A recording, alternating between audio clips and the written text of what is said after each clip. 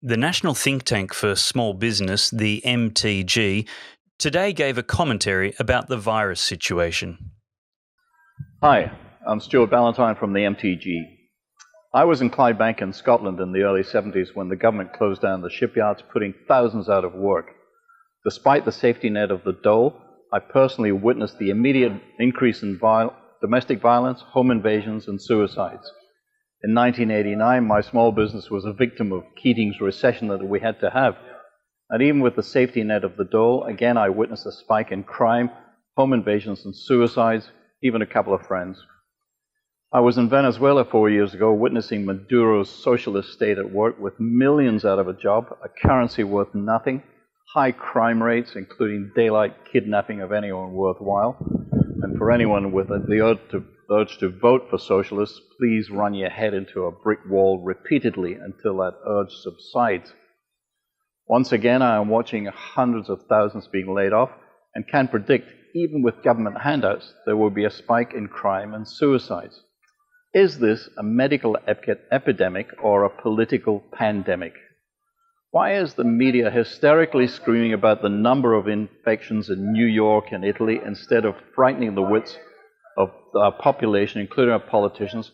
Please tell us the number of people that die daily in Australia, which is around 450, flu victims averaging 10 a day, and COVID-19 is running at 1 a day. The medicos in the MTG assure me that many people in nursing homes have serious conditions that they could be bowled over with a very hot curry or a mild flu.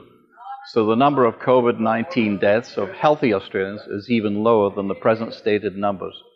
So is this a good reason to surrender our economy, or do we follow the other nations? There's an old Scottish saying, only the dead fish go with the flow.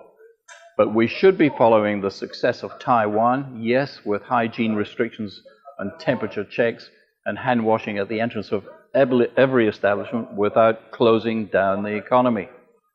I am one of the vulnerable people, having passed my warranty date, but I would rather face more vulnerability than encumber my kids and grandkids with a mountain of debt that they will never be able to climb over.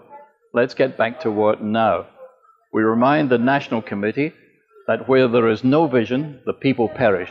So how about showing some leadership and some spine and winding back the EPA overreach that is obstructing $65 billion worth of projects? How about embracing our huge nuclear potential and low-energy, emissions-free power that we need and deserve? Unlike the 2 million bureaucrats in comfortable security, it's the 5 million Australians in small business that are bearing the brunt of the dithering inaction to our successful capping of this virus, and we need to rectify this as soon as possible. We need to lift the country out of this negativity and stop state government's nonsense of arresting old ladies and reading books on park benches, sell the ABC, etc. So media and politicians get a grip. Authorised by Art Wilkes, Senior Vice President, MTG.